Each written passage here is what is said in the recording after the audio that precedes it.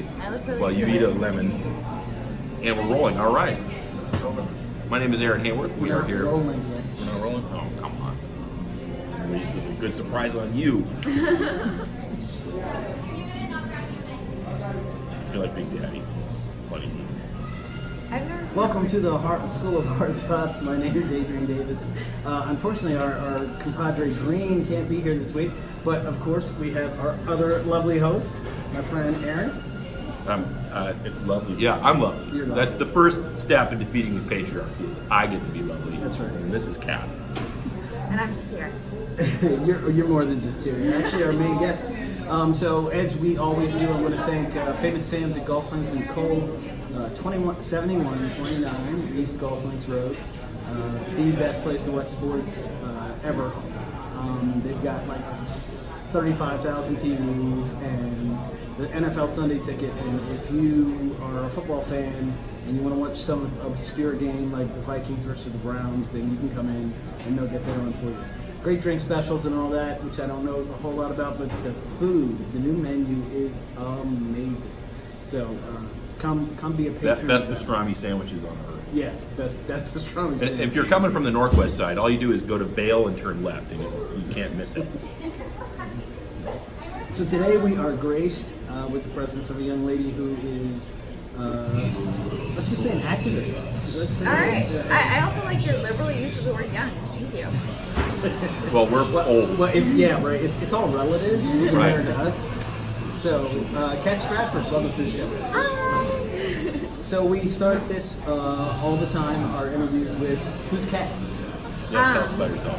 Okay, so I'm Kat. I'm actually currently working on a campaign for Randi Dorman. She's running for mayor. Please vote in the election. You have until the 21st to mail in your ballots. And I don't know, that's about it. I'm a single mom. I kind of got started in this because there was a Nazi group that kept coming to Tucson, and I kept organizing counter protests. Not really just to protest their presence, but actually to kind of shield the playground at the park at Reed Park from having to see a bunch of Trump flags and anti-immigrant rhetoric at a park. That's pretty awesome. So tell us what you can about your candidate. So she is actually not a career politician. She's the chairwoman of Downtown Partnership in Tucson and the former president of the Museum of Contemporary Art. And she's helped bring a lot of economic growth to both of those areas. And she kind of wants to expand that to all over Tucson while still keeping it local business-centric, artsy and funky, and all the things that we love so much about Tucson. So she sounds like the Marianne Williamson of the mayoral race. Well, she's not trying to win it with thoughts and prayers. Ooh, there we have thoughts and prayers. Yeah. She actually has some pretty concrete plans to improve Tucson. In fact, if you are interested, you can visit her website, randyformayor.com. That's Randy with an I, as an Ida. So where would she be? Let's say we're talking about economics downtown. Like, explain a little bit more about like this downtown partnership.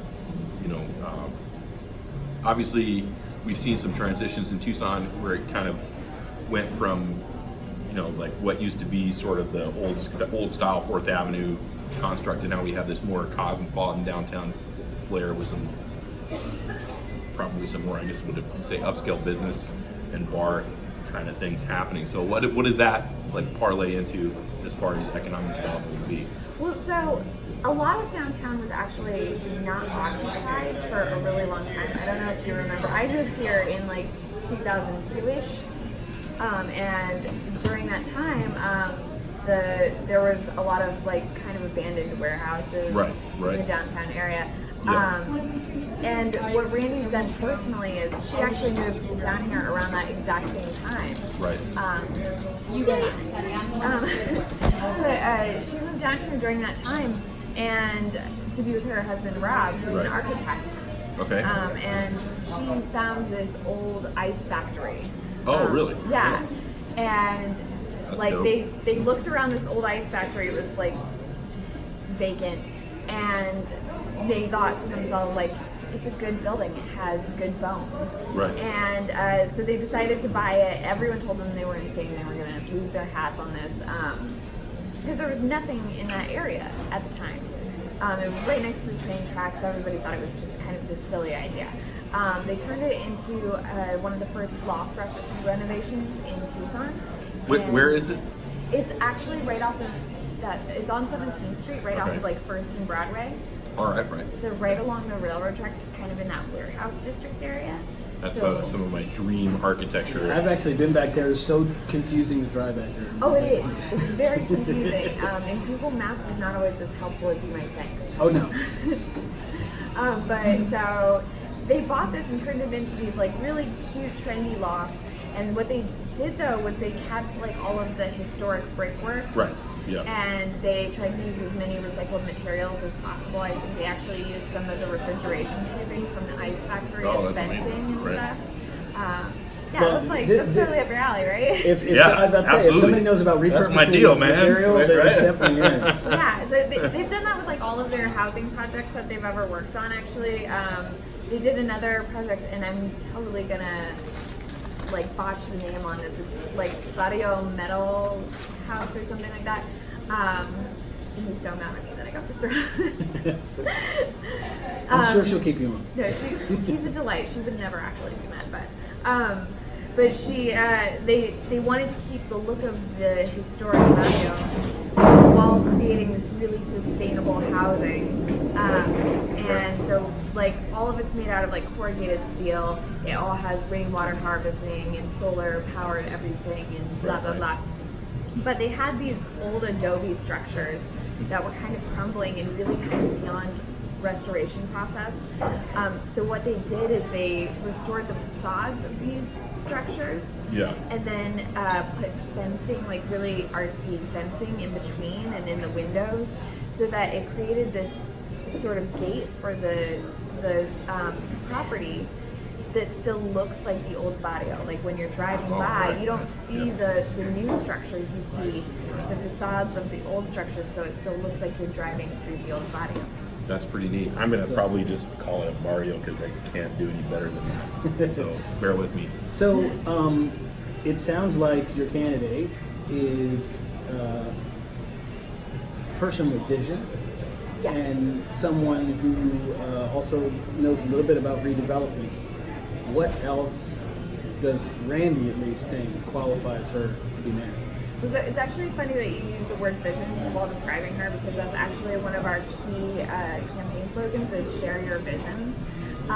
Because what we really wanted to do was have an inclusive idea of what Tucson should be. We wanted to get the perspective of everyone in Tucson to see like where they see the potential for growth. Because it's not just her ideas that matter, like she wanted to include everyone in that. Right.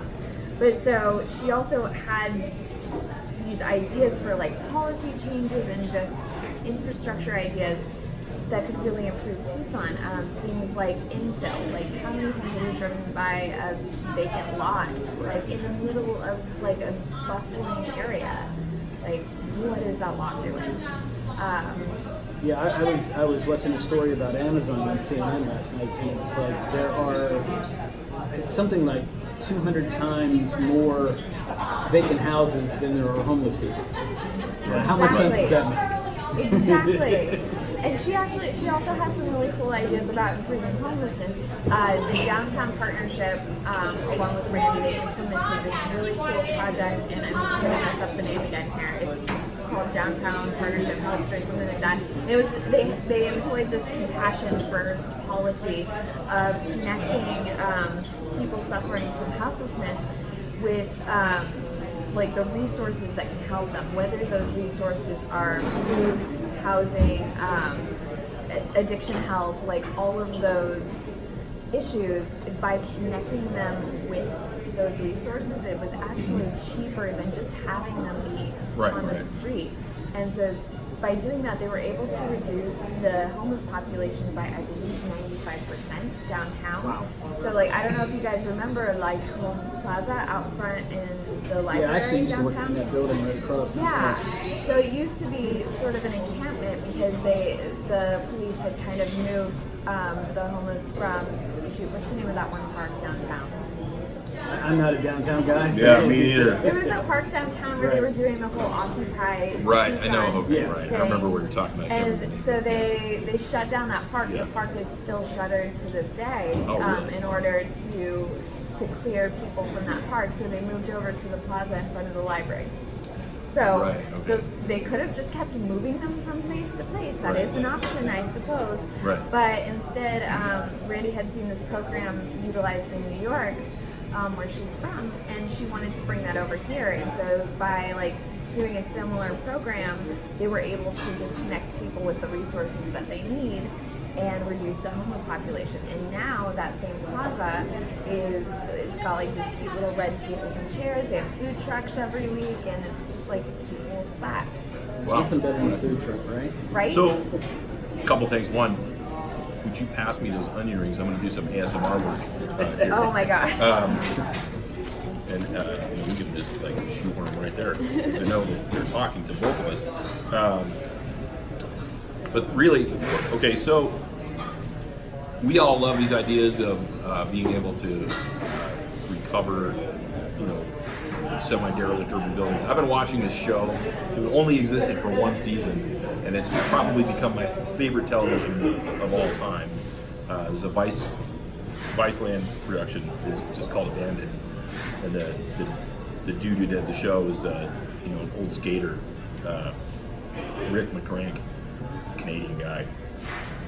But it's amazing. Like he goes and visits all these other places. Some in Canada, but mostly here in the U.S. Where they're just completely abandoned, derelict spaces. The very final episode was in Detroit, and the title of that show is called Two Detroits. And you had the old decay of Detroit, like the Packard plant, which is like apocalyptic on a scale that rivals movies I've seen. It's 40,000 acres of building that just fallen in on itself. It's intense. It's intense. Like it's a city into itself that's just crumbling. But in a magnificent, like disaster porn kind of sense. But then the flip side is that there's this urban renewal of Detroit, but it's tough for old Detroiters, especially if you're black, where they're like, hey, we're still here too. And like a lot of what kind of broke Detroit was the white flight as the white folks bailed on the urban areas and just left it to its own decay, and then that further drove those things. So where's like that event horizon between urban renewal and like overly gentrified, kind of thing? Where does it become problematic as opposed to something that regrows the economy? I guess that's one question. It's a great question, and it's actually one that we've been asked a lot because I think people hear that, like Randy always gets kind of pigeonholed as a developer, and people hear developer, right, and they think I gobbled up 8,000 acres of desert to build stick frame houses. Exactly, like they see boxes made out of ticky tacky and they all look just the same. Yeah, that's great. Yeah, so she's really not about that ticky-tacky life. She loves restoring old buildings. And I think all of her projects really reflect that. But gentrification is definitely like an issue downtown. Like I've seen it happening in certain areas. And we do have to be like really progressive, or not progressive, proactive in fighting it. But there's ways to do that, I think, because what you want to do is make sure that people who have been there for decades are not getting priced out of their homes. You want to make sure their property taxes are staying the same. And so how would we do that? Incentives for people who have been living in their homes for X amount of years, Okay. incentives for seniors who own their homes. Those kinds of ideas are just like little ways that we can sort of stop the flow of gentrification. What are those incentives? What would that look like? Like, for example, Well, you're asking me about policy, and like there are 14 pages of right, sorry. policies Okay. on Randy's website, Right. and I am not that articulate in describing them, but they Right. are there at randyfamiliar.com. This is a do your own research, folks, and vaccines do in fact work.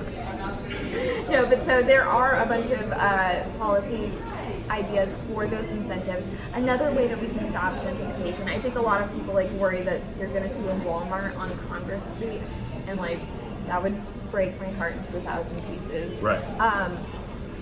But like the ways that we can stop those kinds of Yeah. areas from becoming gentrified is by promoting local businesses. So one of the ways that Randy wants to do that, she wants to transform our economic growth department. Right now, I believe that department is staffed by exactly 2 people. Oh, all right. So it's not really so much a department. She wants to turn it into a fully staffed department. And then she also wants to create incentives for local businesses, make it easier for local businesses to obtain permits. And But you're saying the city's economic growth department, Yes. as it sits currently, and the government agency has 2 people, I believe not so. just Randy's own personal cabinet. Oh, yes. No, Wow, like- right. That's your tax dollars hard at work.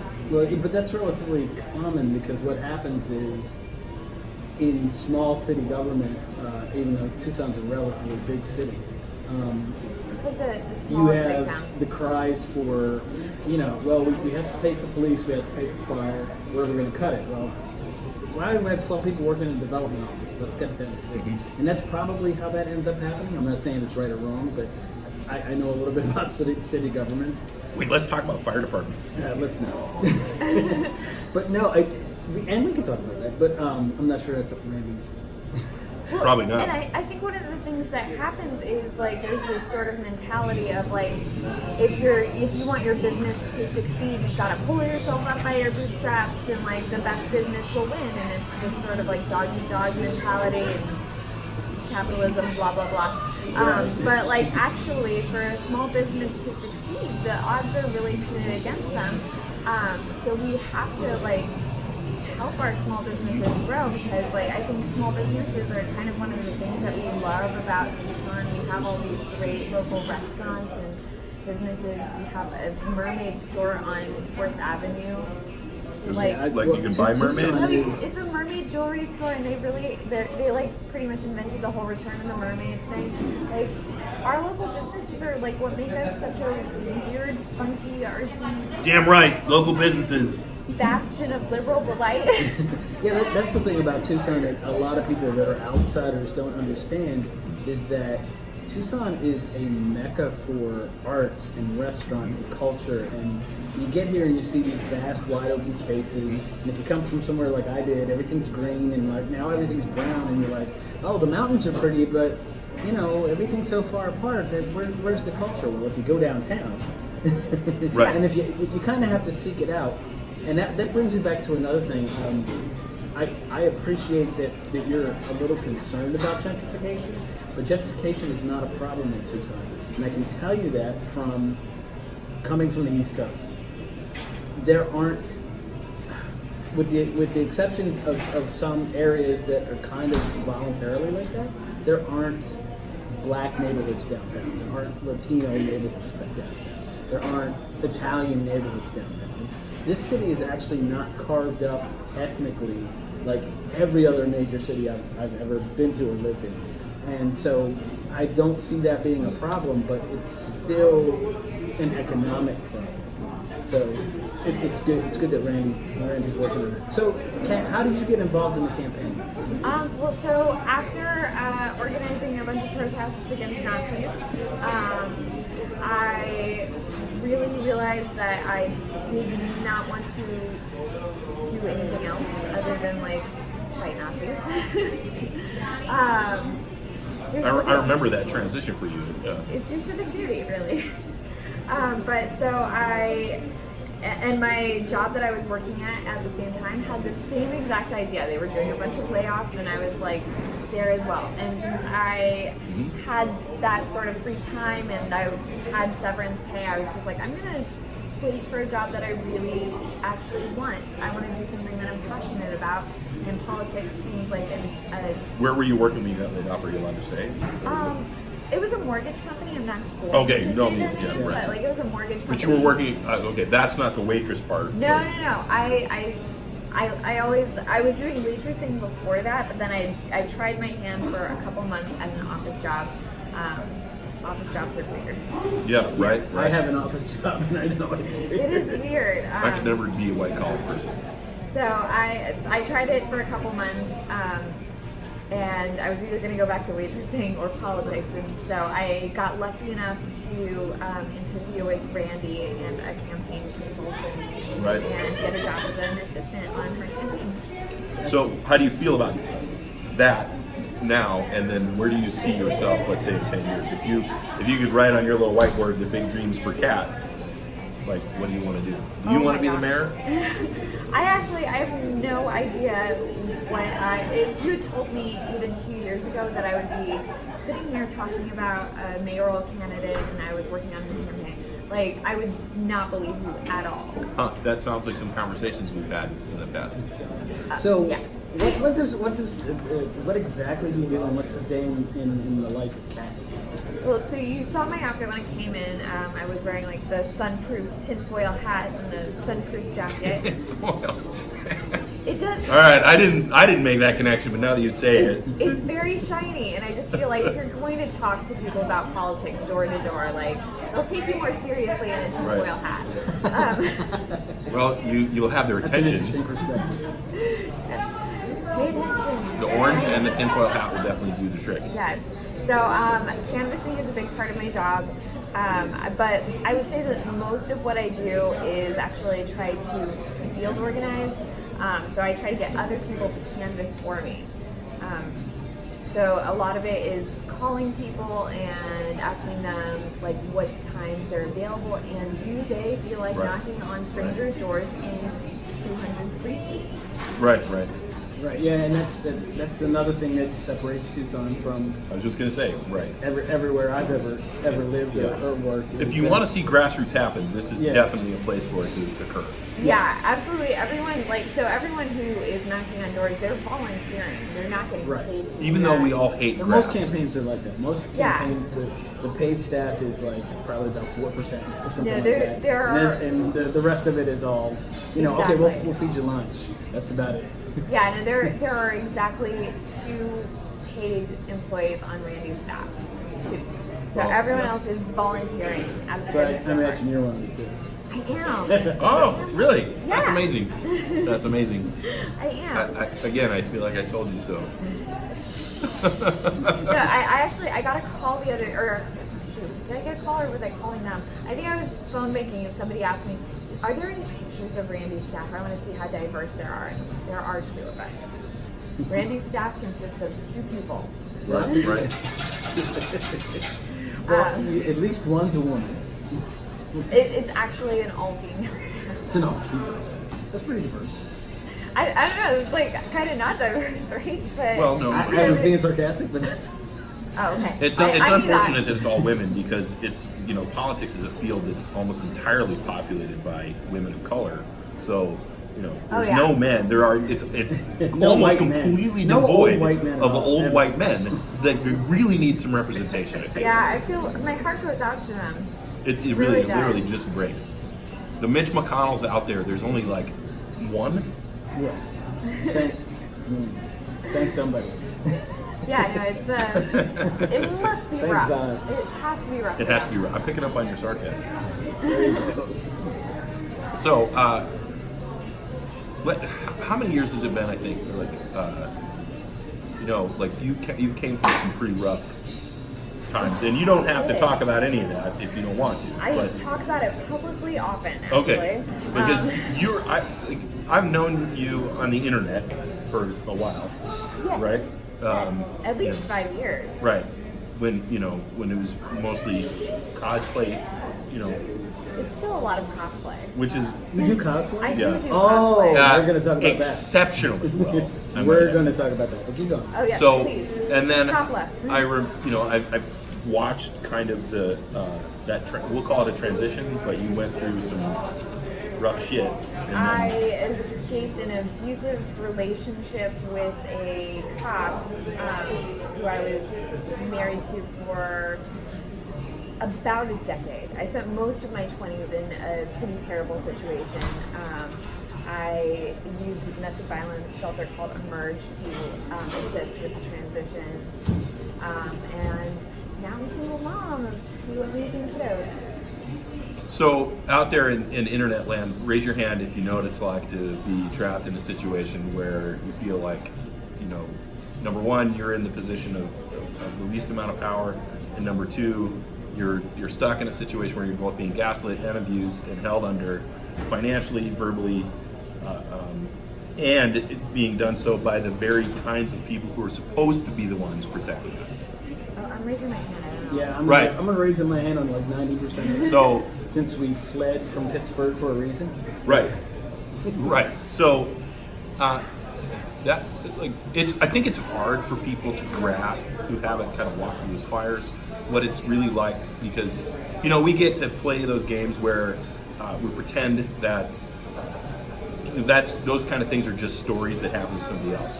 Well, But they're not. that's somebody else There's definitely sitting here. statistics out there that will tell you that the police profession is one of the highest professions when it comes to percentage-wise when it comes to domestic violence. So go ahead and tell us what you want. I think the number is actually 40%. That's the reported statistic. It's 40% domestic violence rate with Amongst Amongst police officers. amongst And police their friends. officers Wow. or law enforcement, I should say, because it's not just police. Yeah, I think they encompass all of them. Yeah. I wonder how many fans we just lost.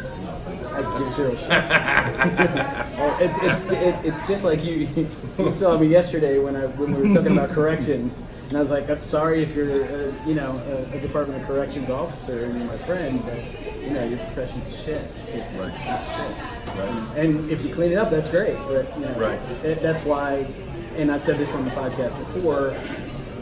Correctional officers are always the bastard stepchild of law enforcement. They try to say they're in law enforcement, and that's kind of why they developed their own science or profession called corrections, because law enforcement, we wouldn't have them. We wouldn't have them. They're just like, no. It's the equation for me is simple. Every prison you are in, whether it's jail or a supermax federal prison, you can get whatever you want, from drugs to cigarettes to women, to whatever you want. Now, for that to happen, there's only one way that happens. Oh, that would be a gatekeeper, maybe? That would There's got to that be a would gatekeeper. Somebody in corrections is complicit or stupid. So, and because it's so rampant and so widespread, and I've also seen the hiring practices of how they hire, corrections officers. They basically hire anybody.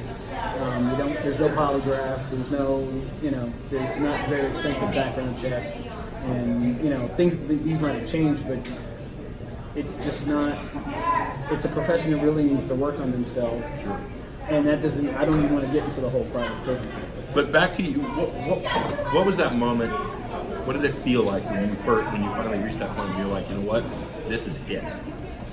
I think I probably reached that moment like dozens of times. I think that's probably the case with most survivors of domestic violence.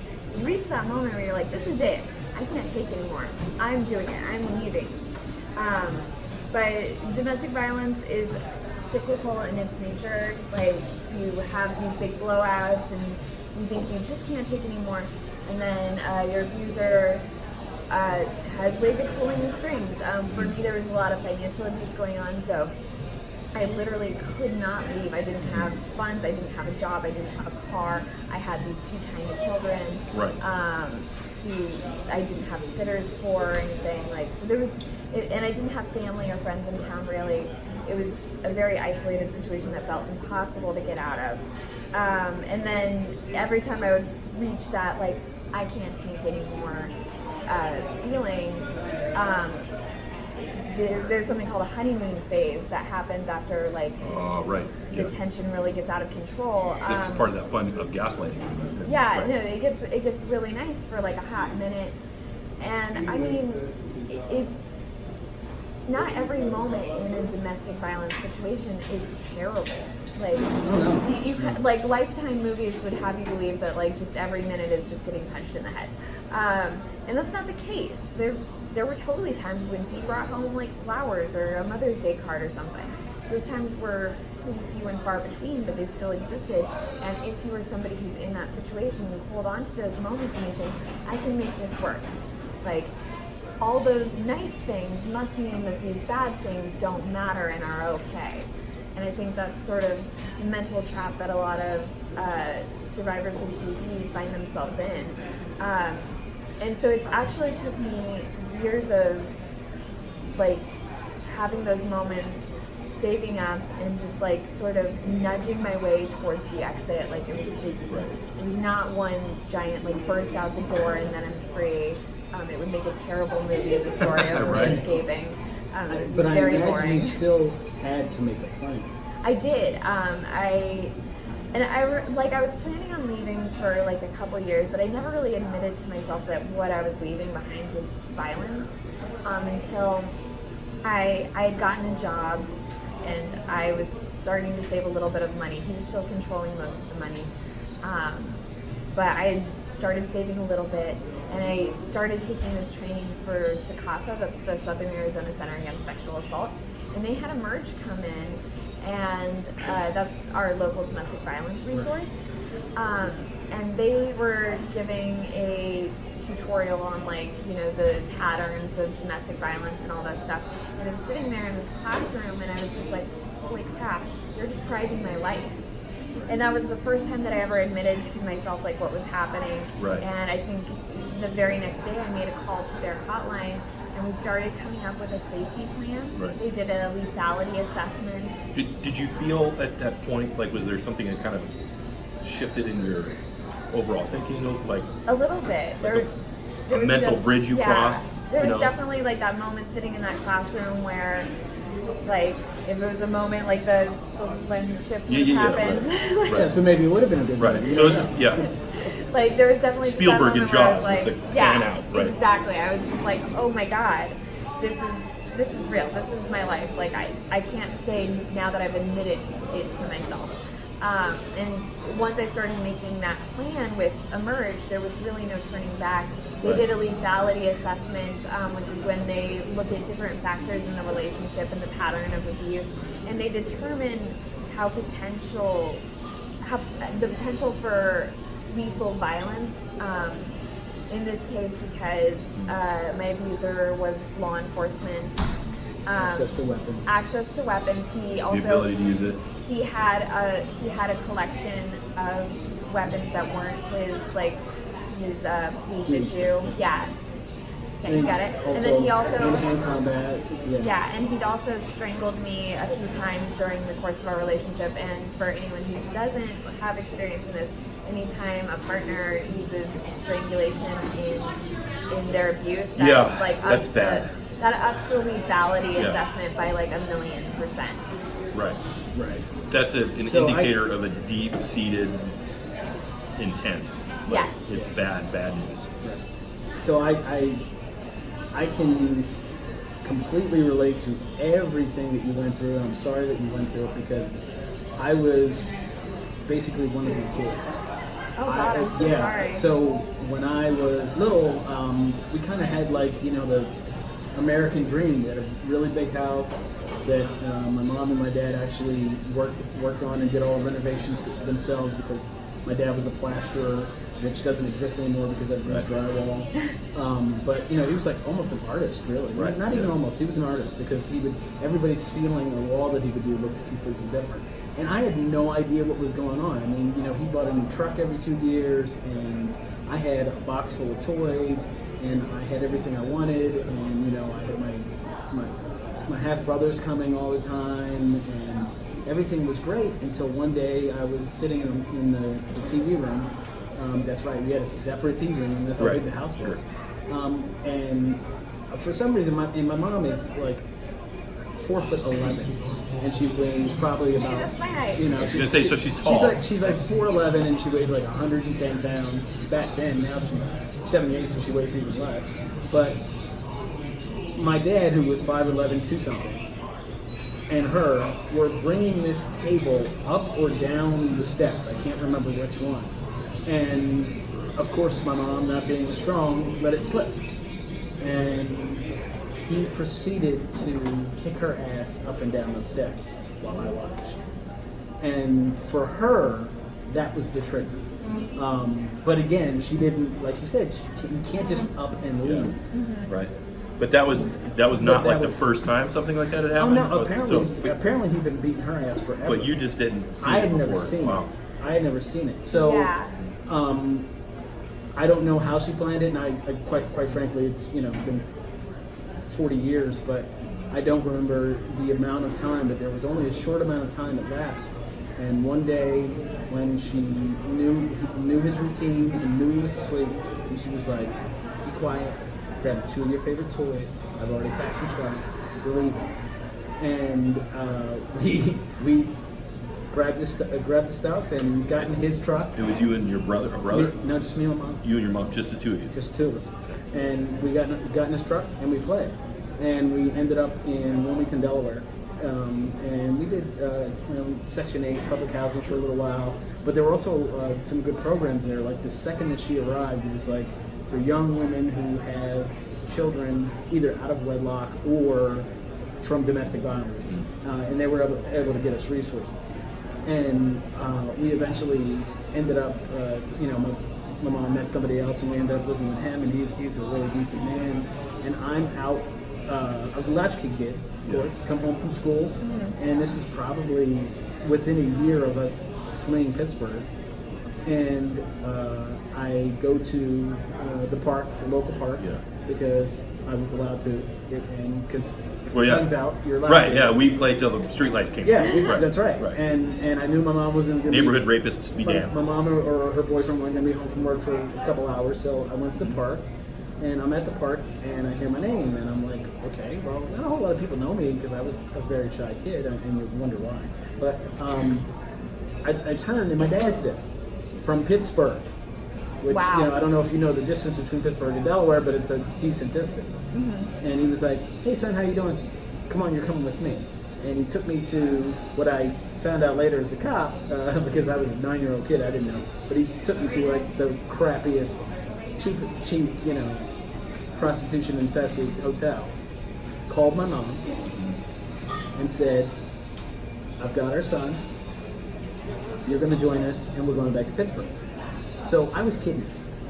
Wow. So my mom, again, being the beautifully brave and intelligent person she is, instead of saying, "Oh no, you better do this, you better do that," she was like, "Okay, baby, no problem. I'll be there in 45 minutes. Tell me where you're at. I'll be there in 45 minutes." And 45 minutes passed, and he had me watching TV or whatever. And the next thing I know, knock on the door, and he's excited, and he gets to the door, and there's 2 Delaware State Troopers. So, hell yeah. So I was actually rescued by 2 Delaware State Troopers, and I think it's one of the reasons I became a cop. Wow, that is amazing. But oh my God. I just want to say, from having that kind of background, I'm really sorry for what you went through. And I've said this a million times. If you feel like you need to hurt someone else in a relationship, just kill yourself. If you're that cop or that plasterer or that guy who's like twice the size of your wife, and you feel the need to completely control her life, and you feel like you need to beat on her when you have to beat on her, it's not 1950 anymore. Just go ahead and kill yourself. There's nothing really worse than that level of insecurity with that much physical strength. Well, so and like I don't look at it in like very black and white terms. I used to look at it very black and white, like I'm the good guy, he's the bad guy. I got out, and like I used to look at it like that, and it's always a nice lens to look through. But probably for most of us, we package it that way because it gives us a sense of safety. It does, but like he actually also had like a pretty turbulent childhood, and like he has now a lot of other messed up stuff was going to happen after I left. I had no idea, like kind of the roller coaster that I was like in for. Sure. There Yeah, because his problems with you weren't just this little microcosm of that's the only bad thing. In the Right. Yeah. That's almost never the case with an abuser. Right. Almost all abusers were abused. Yeah, and I mean, like, I still had to file for divorce, and I have 2 kids. There's custody issues, and those are still issues that are kind of ongoing. So I'm not going to talk too much about them. Sure. But I will say that due to some events that happened last year, my ex has since started engaging in like sort of rehab services, and I mean, I can't really know what's in his heart or mind or anything, Right. but like I really hope that he's taking it seriously. And that's just being human. I mean, you're not looking for reconciliation. You're just looking for him to become a better person. I want that for my kids because like at the end of the day, he is their dad, Yeah. and like so like I really hope that he's taking it as seriously as he seems to be. Like knock wood. Right. So like hopefully maybe we broke that chain. Yeah. Right. Good. Well, anyway, I want to applaud you for Thank you. I your really heroism appreciate it. because that's what it is. It You does not saved feel your like it. children's lives. Thank you. I really appreciate that. I'm blushing really hard right now. So good.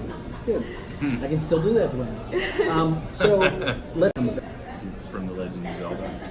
No, you're not. That's not part of your No, cosplay. that's not in my wheelhouse. That's not. So anyway, I wanted to bring her or one of the other young ladies that I admired, and so I never really talked about it on the show. But you know what? Their schedules are busy. They couldn't hook up with us, so too bad. Your local You're gonna. So how Well, what did is you- your wheelhouse then? What's your So actually, besides how the did you get into Leia, it? the Leia costume? So actually, my first job was in a comic books shop. And it was not like really a proper job. I was like 13, so you can't that's too young to really have a job. I was paid in comic books and Mountain Dew. That's your personal heaven. Yes. No, Dad, it's not Dr. Pepper. Okay. No. Mountain Dew is like for a very specific. I think Dr. Pepper is like also the nerd drink of choice. It's Dr. Pepper and Mountain Dew. I'm in on Mountain It's gotta be classic Mountain Dew. As long as it's what? As long as it's Classic Mountain Dew. Yeah, we don't have time for that Baja Blast. Kickstarter. No code red up in here. But yeah, so my first job was in a comic book store. I grew up like obsessed with the X-Men. And so like, I don't know at what point I started doing cosplay. I think I went to like my first Tucson Comic Con. I was still married. And it was like one of those very few outings. Like back in 2012, and I went as American Dream, which is sort of the female version of Captain America, and a very obscure comic book reference. Still, Yeah, it's so obscure, I have no idea who that is. I guarantee you there are people that were at the con that got it. They were like, yes, that's No, awesome. they had no idea. They Really? were like, "Oh, you're Captain America," and I'm like, "No, I'm American Dream." Captain America was supposed to be my mentor, and I started getting into I guarantee if you would have went to a bigger one like San Diego, they would have. It was Because also, nerds it are was kind nerds. of it was kind of a cheesy translation of the costume. It had like a skirt instead of the actual pantsuit that American Dream had. So I that was probably my first proper cosplay. But like since then, I've done quite a few. I'm trying to think of some of my notable ones. Obviously, the Leia one is one of. That's landmark, right? Huh? That's a landmark costume. Yeah, right? that's the one I think that most people know about, just because I've done it a few times. I did it when Well, you look like a young Carrie Fisher. bless you, sir. I'm Fit the just role. gonna hug you right now. Hug it out. It's everything I wish I could be. She's actually only a couple. She was actually only a couple inches taller than me, so. Awesome. She was Wow. 5. I think she was 5'1" or 2. Wow. So which Leia costume did you do? I did Slave Leia. Yeah, I mean, come on, dude. Okay. Which one is? That's why he knows you. So the reason I did Slave Leia, well, first of all, I'd always wanted to do Slave Leia, and when I was married, my ex was not gonna let me do Right. that cosplay for anything. But it's like the single most favorite costume of every nerd dude ever. I would say, Well, God, make sure I- you put male in there. Right. Yeah, actually, There's I some grew girls up- who are into it. I grew up watching those movies, and Yeah. I always thought it was the most beautiful costume I'd ever seen. Like I thought the whole harem outfit was so Right. gorgeous. And let's not forget, in the end, she used it to choke the fat guy to death. Yes, and yeah, then she like I thought it was like my favorite costume of hers, like for the entire series. Right. And so I really wanted to do that cosplay, and it had nothing to do with dudes.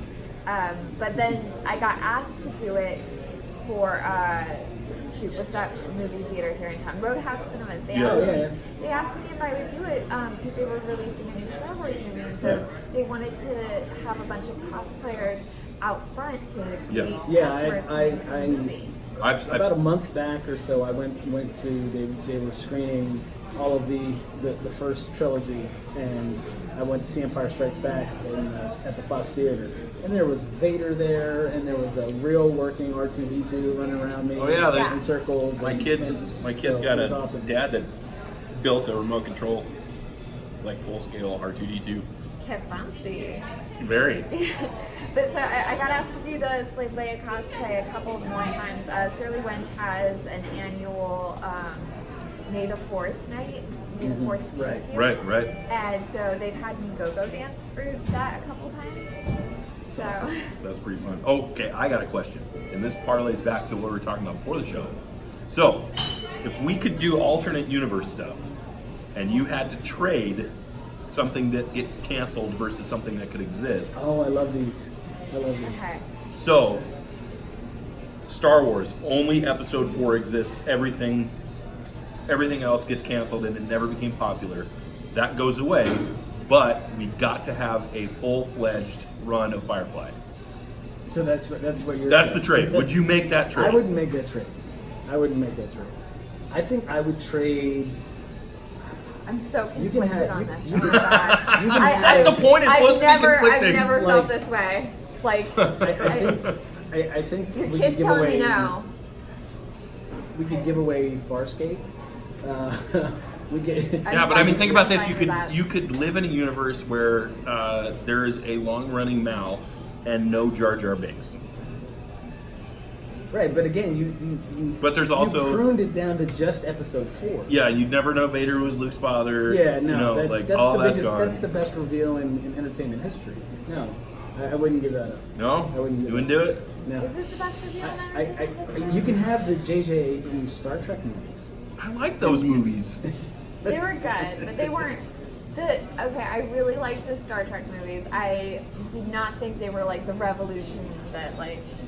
Wait, are you more okay? So, are you a Wrath of Khan guy? Like, are you one of the? Wrath of Khan's the best Star Trek. Okay, because that's like I'm not going to argue that, but that's like the pivotal thing. Like with people feel like only the even-numbered episodes of the Star Trek movies were good. It's just about right. Which one is the one? Oh my God, there's this really terrible one that came out in, I want to say the early 2000s. Oh yeah, I know what you mean. The one with his Cybok was his brother, and then that's- Data dies at the end. Oh no, you're talking about Nemesis. Yes. You're talking Oh about God. Nemesis. I cried so hard, like you don't know the crush I had on Data. Yeah, I think Nemesis gets a bad rap, but it is generally universally called a bad movie. So how old were you when you saw Khan? I'm sorry. Oh, no, you're fine. We'd have to look I'm it up used and to see being when it was interrupted. I'm released. a lady. There it We is. would really have to look it up and see when it was released because Where do you stand on this? On Con? That was my favorite. That's your favorite? What made it your favorite? You know. Like, or is it your favorite because Ricardo Montalban was such a fucking badass, or? No, that was not why. I think it was really looking back at it. I mean, when you're watching something when you're younger, you're just watching for the entertainment value. I think there's some nostalgia wrapped up But in it right, for when me. you look back at it, especially if you saw the motion picture, No, and that was my favorite. And even Star Trek fans will go, why did we spend 40 minutes just doing beauty shots of the Enterprise? Which is exactly basically what the whole movie was. That's what I loved about it. And so they were like, man, I'm not sure if we're even going to get a second movie because the first one was, but the first one actually made a decent amount of money, and when they made the second one, I think looking back at it, the writing was so tight, the editing was so good. It was actually comes back to it's all about Nick Meyer. Nick Meyer directed. Wait, was he the director? Yeah. Okay. Nick Meyer directed Wrath of Khan and also. Tyler, go get it. No. Oh, Write us a note. 1982 is when it came out. We've already shown that I exist. 1982? It's 1982. June Okay, 4th. so Wrath of Khan came out in 1982. June 4th, 1982. All right. Okay, I knew 82. that. So You were I would have almost- been. I was 10. You were almost Yeah. 9. Yeah. I So was 10 years, almost 10 years old. You were 9, Dad. So I'm going to tell you, this is why The Wrath of Khan was such a hard film for me. And as an adult now, I'll go back and watch it. I understand why I everybody haven't loves seen it. it for years. But Oh, I saw it for last me, week. man, It's on my phone. So. that movie from the beginning creeped the fuck out of me. Really? They put the earworm in the guy. Like Oh, I cannot. yeah. I Right, cannot. right. You It's just too blew out much. your mic with that. Yeah, and that was actually Kirstie Alley's debut. Right. Was Right. it re- Oh yeah. my god, I Yeah, forgot. that was her Yeah. debut. Oh my god, it's been The movie opens with her. The movie I opens know. with her voice. And I remember her. She's doing a Kobayashi Maru, and Uh-huh. that's another thing. It introduced such a large Yeah. part of canon. Yeah, I mean, right, Kobayashi right. Maru, Right. for even people who are like not even Everybody knows casual like stuff- Kobayashi Maru. Yeah, Kobayashi Maru. If you say that, it's almost Right. an adjective now. It's like, Right. oh, that means I'm fucked. Right. Right. It was just because Gene Roddenberry figured out the trolley problem and put it in space. Yeah, Right. exactly. So, it opens with Kirstie Alley, and Nick Meyer even did something that would normally be a little bit cheesy, but Sure. it worked because one, he just went with it. Two, Kirstie Alley was so beautiful. Right. But it starts with her voice, and she's doing and she's supposed to be part Vulcan and part Romulan, Right, so right. she's doing a really monotone captain's log, and you see Sulu Yeah. for a minute, I think, and then he's like, hey, we're leaving Section 9 going to Section 10, and she spins around in her chair, and you see a full-on shot of her, and you're like, who is this beautiful Vulcan woman? Right. And it just, Right. if you look at the last, I'm sorry if I'm going overboard on this, but if you look at the You're last gushing a bit. 3 minutes of the movie, Yeah. the things that they don't do anymore in television and movies so much, Right. but the camera zooming in Right. to a close-up, from a mid-shot to a close-up, the end where Khan is From supposedly hell's heart, defeated. Scabby. Right, he's supposedly defeated, and he's like, no, I'm not defeated, because I'm going to blow us all up. Right. And from that moment to the end, Right. where you have also another iconic moment, Spock's death. Right. With the glass Yeah. and the and Shatner Right. saying, they kind of had to tape my fingers together because of him. But it's just it's so well You're such a dork right edited. now. Yeah. I need you to know. Yeah. I just think I'm a for nerd. first contact's probably my second, but Okay. yeah, Wrath of Khan is just perfect. Sure. I'm gonna drop an unpopular opinion here. I didn't think Kirstie Alley. Also, how do you pronounce her name? Is it Kirstie? It's Kirsty. Kirsty. I feel like she would correct you every time you say it. It's, Right. it's pronounced Kirsty. She would correct you every time you said it. Even if you said it right. If you say it right, she's gonna change it. It's Right. just gonna I make the know a ear woman like sound. that whose name is spelled Kirsten, and she said, no, it's Kristen. I feel like that's how cinema It's like, does well, it. tell too. your parents to learn how to fucking spell, because your name's Kirsten. Okay, but Anyways, wait. so Unpopular opinion. unpopular opinion. I didn't think she made a very good Vulcan. Well, she, Yeah, no, but she you have to didn't. realize she was supposed to be half Yeah, but Romulan. like I just didn't think she I didn't think she had the eyebrows for it. So, well, that's actually that was the one thing looking back at it is they didn't do the eyebrows on it. Go back and watch the movie. They I'm did gonna not go do the back eyebrows. and watch the movie. I just didn't think she had the eyebrows. Because I looked at Still it. have the they still did the. No, they yes, didn't. they did. They didn't. You are a liar. We need to sir. internet I'm this. Googling Yeah. Let's I'm pull this Googling on it. up here. Our tech editor, Kat, is going to Google Kirstie Alley's Kirstie And Alley's if they did eyebrows. do it, they did it inconsistently, because there are definitely Right. scenes with her having good old-fashioned round eyebrows. Oh, are you talking about? Wait. She didn't have like She didn't. So a Vulcan's eyebrows go like Right. swoosh. Yeah, right. Yeah. They come to a point because You pointy-eared freak. when they were developing Pointy eyebrows. Spock's character, they wanted him to be so alien that he looked quote unquote devilish. Uh-huh. So, because people Right. people still had that xenophobic stuff that they have now with immigrants. Right. They were like, if it's an alien, it's got to look really. So you know, does out she there. still have to go through, what is it, the colon? Or the Ponfar. Okay, Yeah. well, see, now I can't get past her ears and that hair. Like, I just, I'm standing Stop by my looking at it.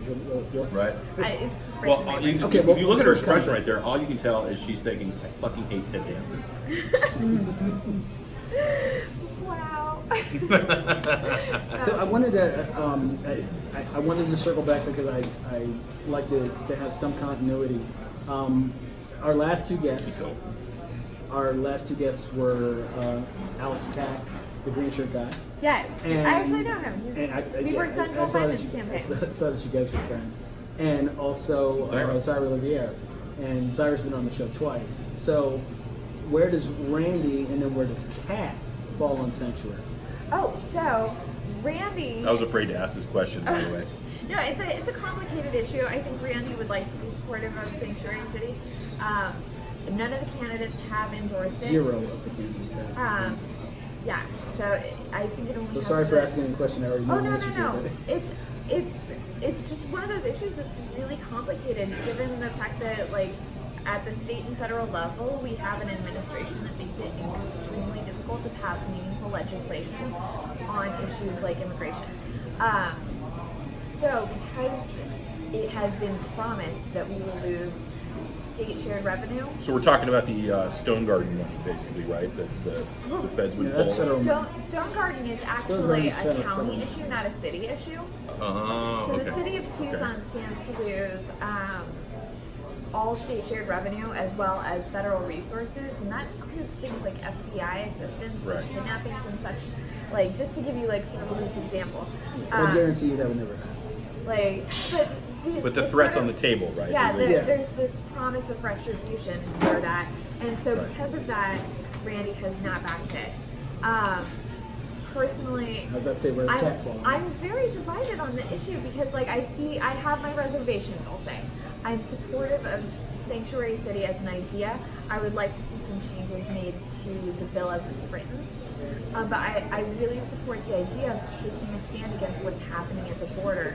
I think that it is absolutely a case of a humanitarian crisis, and I think that if we don't check it now, it stands to become Sure. a repeat of things that we've seen in the past that we But really it- do not want to see again. It seems like in political theater now, which is what we all seem to be embroiled in, is everything is now boiled down to, well, we have to either demolish any resemblance of a border and just let whatever go, or we need to turn it into a Nazi state. I don't understand why There's no middle ground. we I think can't that's absolutely come it's up with a very way strange that things dichotomy. work.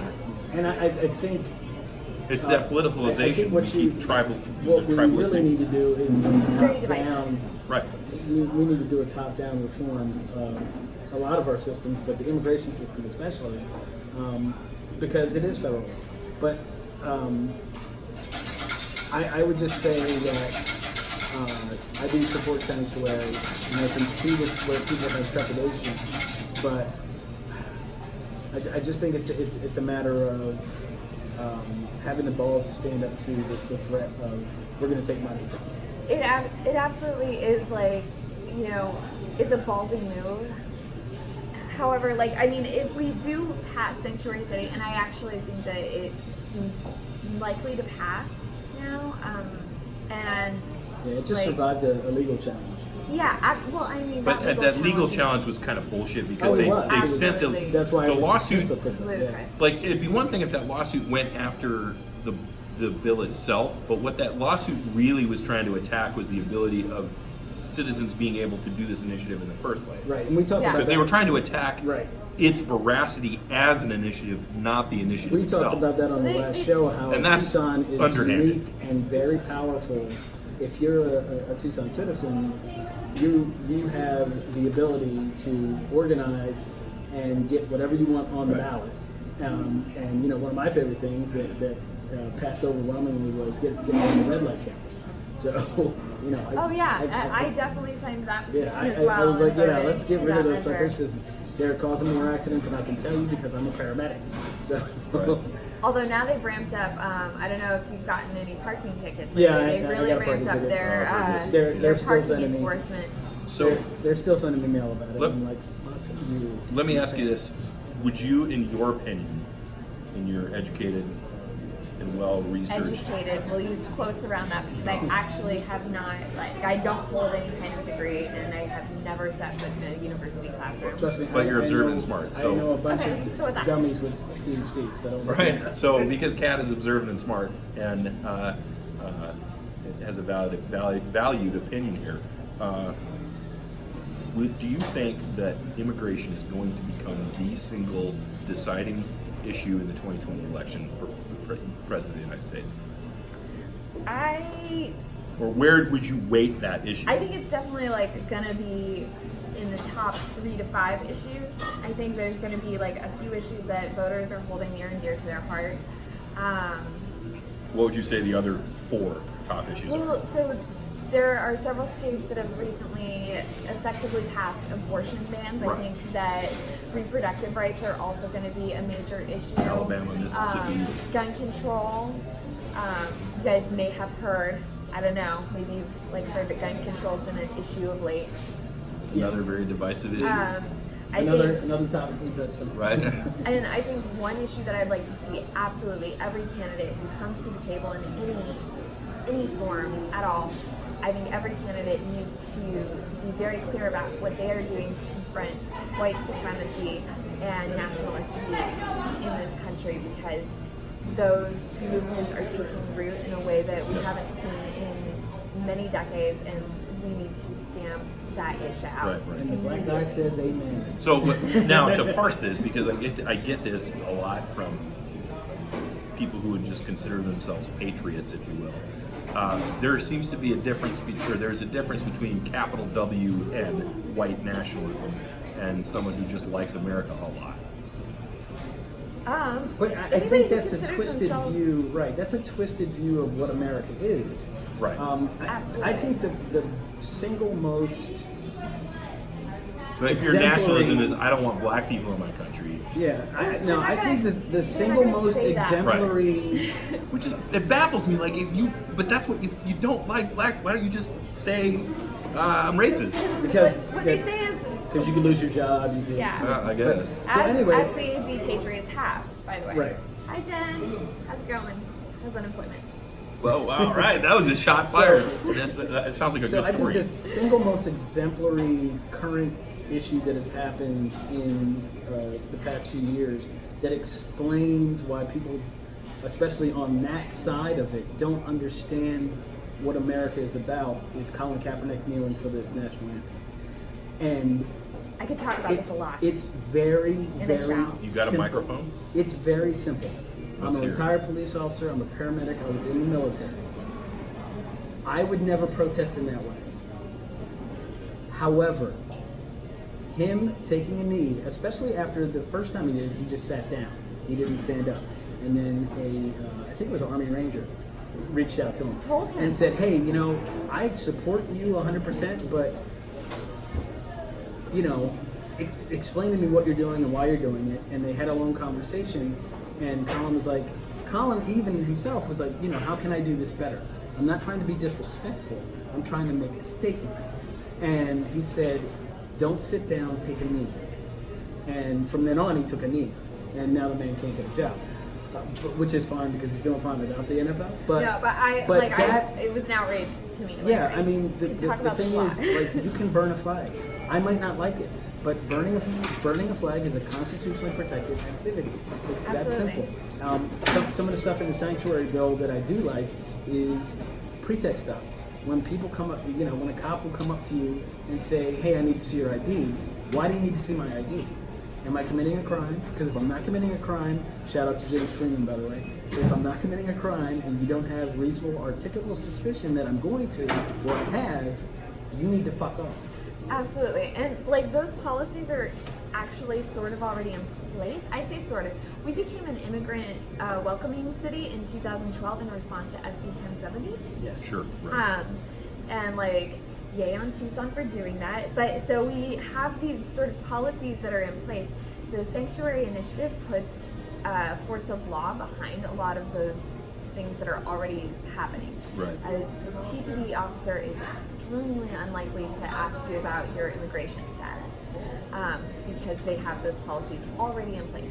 However, county sheriff's department, like this only affects Tucson as a city. Right.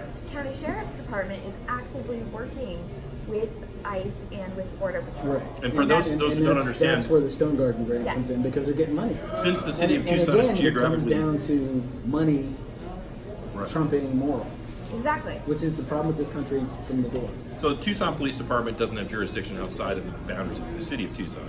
But the Sheriff's Department, since the city of Tucson is located within Pima County, has Exactly. legal jurisdiction into the city of Tucson. Exactly. And so then, like, I had a legitimate question, and I wasn't sure if I was silly for asking, was like, so what happens if sanctuary passes, and then Sheriff's Department, do they have to play by our rules, or do If they they're play in the by city their... limits, they would have And to. they do. They would have to yeah. sign a contract to that nature. But That would have been my question. The problem, yeah, nobody would really know that. So, but like, I believe they have to sign a contract to that effect, but they're still going to be creating huge problems. And like, a lot of our law enforcement is more county focused, like the county attorney's office, the public defender's office. Yeah, well, These I- are all like county So, funded. is that a is that a top-down problem from the county administration all the way to, let's say, Napier, or is it, where's the head of this particular snake? Well, I mean, the sheriff's department is active, like, and I mean, the county supervisors just voted to approve Stone Garden. So, I mean, this is kind of just an all-over problem. The county is definitely, I think, the bigger fish to fry in terms of if we want to stem problems with immigration enforcement here in our community. Yeah, and it's like every. How do you feel about being it's- Pima County supervisor? Huh? What? What? What? What? Say what? What? Kat, it's 2020. No, but one of the things that happen in almost every city is it's very blue in the city, and as you go out to the county, it gets purple. Yeah. And as you get further out to rural areas, it gets red. It gets so bright red. it's not a top down or a bottom up. It's a kind of everything type of problem, because it's like people look at their constituency and be like, yeah, I have to vote this way because I need to get reelected, and that's another big problem in our politics. Right. And it's honestly, these kinds of issues are something that I'm trying to understand, because my roots are not in politics. My roots aren't, like, I'm not formally educated or anything. My roots are in activism. So my goal... You do realize who our president is, right? I mean, that's the bar now for your experience in politics.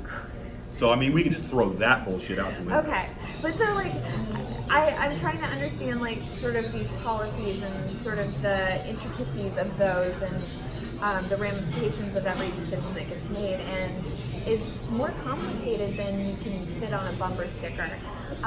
No! Soundbite. You don't say. You don't say! I do say so, sir. I That's- do. And that's exactly why here at School of Hard Thoughts we are looking for the long-form conversation, where if for some reason you and I got into a disagreement, we could talk about it. So long We form, I could need hash it another out. Bloody Mary.